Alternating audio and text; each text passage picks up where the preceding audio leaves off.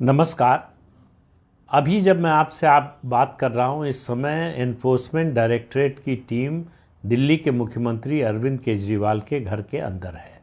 उनसे पूछताछ चल रही है, उनके घर की तलाशी हुई है और उस सर्च वारंट लेकर ईडी की टीम पहुंची थी और उनसे पूछताछ चल रही है। उनके जो सहायक हैं और अरविंद केजरीवाल और घर में जो लोग मौजूद हैं उनसे उनके फ़ोन ले लिए गए हैं और उसके बाद पूछताछ चल रही है। अगर अरविंद केजरीवाल पूछताछ में सहयोग नहीं करते तो ईडी की टीम उनको कस्टडी में लेकर ईडी कार्यालय ले जा सकती है और उसके बाद उनकी गिरफ्तारी हो सकती है। अरविंद केजरीवाल की गिरफ्तारी अब दिल्ली शराब घोटाले में तय है। आप मान कर चलिए कि किसी भी समय अरविंद केजरीवाल की गिरफ्तारी हो सकती है। आज दिन भर ड्रामा चला दिल्ली हाई कोर्ट में। दिल्ली हाई कोर्ट में अरविंद केजरीवाल और उनके वकील पहुंचे और दो तरह की छूट मांगी। एक कि उनको गिरफ्तारी से छूट मिले, ईडी को दिल्ली हाई कोर्ट ये निर्देश दे कि उनसे पूछताछ के बाद उनकी गिरफ्तारी नहीं होगी, यानी गिरफ्तारी से उनको प्रोटेक्शन मिलेगा, किसी कोर्सिव एक्शन से प्रोटेक्शन मिलेगा। उसके अलावा उनकी जो मूल पिटीशन है उसमें पीएमएलए एक्ट की एक धारा को गैर संवैधानिक घोषित करने की है, जो पॉलिटिकल पार्टी को इन्वॉल्व करती है और पॉलिटिकल पार्टी की वाइकेरियस लाइबिलिटी को तय करती है। हाई कोर्ट ने उनको किसी तरह की रिलीफ देने से मना कर दिया।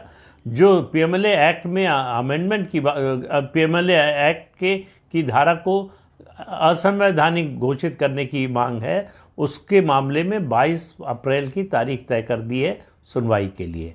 अरविंद केजरीवाल के वकीलों की टीम सुप्रीम कोर्ट को अप्रोच कर रही कि तत्काल सुनवाई हो। सुप्रीम कोर्ट के रजिस्ट्रार जनरल के पास पिटीशन फाइल कर दी गई है। अब ये सुप्रीम कोर्ट के चीफ जस्टिस ऑफ इंडिया पर निर्भर करता है कि वो तत्काल सुनवाई करते हैं या नहीं। लेकिन इसके साथ एक और सवाल उठता है, अगर सुनवाई होती है, मुझे मालूम नहीं कि सुप्रीम कोर्ट सुनवाई करेगा या नहीं करेगा, क्योंकि हाई कोर्ट ने कोई रिलीफ देने से मना कर दिया है, उसके बाद सुप्रीम कोर्ट का सुनवाई करना ये एक गलत तरह का संदेश भेजेगा। कोई आम आदमी अगर उसकी गिरफ्तारी होती है, कोई कॉरपोरेट हाउस है उसके मुखिया की गिरफ्तारी होती है, तो क्या वो भी सुप्रीम कोर्ट को आधी रात को या रात को सुप्रीम कोर्ट का दरवाज़ा खटखटा सकता है? शराब घोटाले में अरविंद केजरीवाल के इन्वॉल्वमेंट के पर्याप्त सबूत हैं एनफोर्समेंट डायरेक्टरेट के पास। आज ये बात ईडी ने दिल्ली हाई कोर्ट में कही और इसके दस्तावेज देने को तैयार हो गई और ईडी ने कोर्ट को दस्तावेज दिए। कोर्ट ने पूछा कि भाई आप समन भेज रहे हैं, समन पर समन भेज रहे हैं, आप गिरफ्तार क्यों नहीं करते? ईडी का जवाब था कि हमने कब कहा कि हमको गिरफ्तार ही करना चाहते हैं, हम तो उनसे पूछताछ करना चाहते हैं, लेकिन हम ये आश्वासन नहीं दे सकते, ये गारंटी नहीं दे सकते कि हम पूछताछ के बाद उनको गिरफ्तार नहीं करेंगे।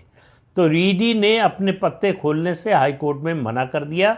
कहा ये पूछताछ और जो सबूत मिले हैं, जो गवाहियां हैं, उनके आधार पर तय होगा कि अरविंद केजरीवाल की गिरफ्तारी होगी कि नहीं।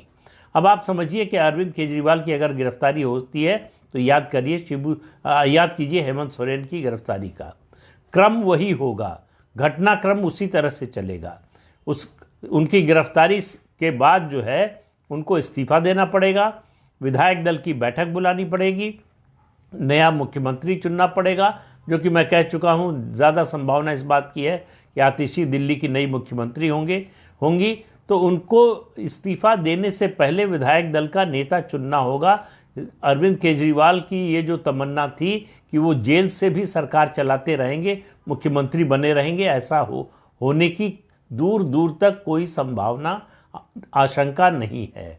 दिल्ली में आम आदमी पार्टी के कार्यकर्ताओं को मुख्यमंत्री के आवास के पास जुटाया जा रहा है प्रदर्शन के लिए। ईडी ने जो है दिल्ली पुलिस और आरएएफ की टुकड़ियों को बुला लिया है, पर सुरक्षा के पर्याप्त इंतजाम किए गए हैं कि कोई जो है दुर्घटना ना होने पाए, कोई ऐसी घटना ना होने पाए जिसमें किसी को चोट पहुंचे या कोई इस तरह की समस्या कानून व्यवस्था की खड़ी हो। तो अरविंद केजरीवाल के घर आखिरकार ईडी पहुंच गई। 9 समन भेजने के बाद जब अरविंद केजरीवाल नहीं आए तो ईडी का बड़ा सीधा सा कहना है कि हम बुलाते हैं, आप आ जाइए तो अच्छी बात है। हमारे बुलाने पर आप नहीं आएंगे तो फिर हम आएंगे। यही हुआ हेमंत सोरेन के मामले में और यही हो रहा है अरविंद केजरीवाल के मामले में। कानून के हाथ लंबे होते हैं, ये कहावत हम लोगों ने बार बार सुनी है, लेकिन अरविंद केजरीवाल को लग रहा था कि उनके मामले में इस कहावत का अपवाद होगा, कानून के हाथ उन तक नहीं पहुंचेंगे और वो उनका जो विक्टिम कार्ड खेलने का कौशल है, उनकी जो कला है, वो उनको बचा कर रखेगी ईडी से और किसी भी जांच एजेंसी से और किसी भी गिरफ्तारी से। लेकिन ऐसा होता नहीं है। बकरे की अम्मा कब तक खैर मनाएगी, मैं बहुत दिन से कह रहा हूँ, और अब वो समय आ गया है। अब वो समय आ गया है जब अरविंद केजरीवाल को ईडी के सवालों का जवाब देना होगा। उनको जवाब देना होगा कि शराब घोटाले में क्या क्या हुआ, ये शराब नीति क्यों बनाई गई, क्यों कुछ लोगों के पक्ष में बनाई गई, क्यों कुछ लोगों को फ़ायदा पहुंचाया गया। और अब तो सीएजी की रिपोर्ट में ये भी आ गया है कि इस शराब नीति के कारण जो अब रद्द की जा चुकी है, इस शराब नीति के कारण जो अरविंद केजरीवाल की सरकार ने बनाई थी, उसके कारण दिल्ली सरकार को बड़े पैमाने पर राजस्व का घाटा हुआ है। तो एक केस और उनके खिलाफ चलेगा। दिल्ली जल बोर्ड का केस चल रहा है, डीटीसी के केस की जांच चल रही है। तो अरविंद केजरीवाल के लिए अब आने वाला समय तिहाड़ जेल में ही ज़्यादा कटने वाला है। बाहर उनके आने की उम्मीद कम है, लेकिन गिरफ्तारी के बाद। गिरफ्तारी उनकी कब होगी मालूम नहीं। आज ईडी उनसे पूछताछ कर रही है, अगर सहयोग नहीं करेंगे तो वो ईडी अपने दफ्तर ले जाएगी, वहाँ पूछताछ करेगी, और वहाँ अगर उनकी पूछताछ उनके जवाब से संतुष्ट ना हुई तो उनको कस्टडी में लेकर उनकी गिरफ्तारी के लिए उसके बाद उनको अदालत में पेश किया जा सकता है। इस बीच में देखना है कि सुप्रीम कोर्ट से उनको कोई राहत, फौरी राहत मिलती है या नहीं मिलती है। लेकिन ये ड्रामा अभी रात में देर तक चलेगा, बहुत जल्दी इसका कोई फैसला नहीं होने वाला है, ऐसा मुझे लग रहा है। लेकिन कुछ भी हो सकता है। ये निर्भर करेगा कि सुप्रीम कोर्ट का रुख क्या होता है, रवैया क्या होता है। तो अरविंद केजरीवाल की आखिरी उम्मीद सुप्रीम कोर्ट है। क्या अरविंद केजरीवाल को राहत मिलेगी? इस सवाल का जवाब कुछ घंटों में मिल जाएगा। तो इस अंक में इतना ही। नमस्कार।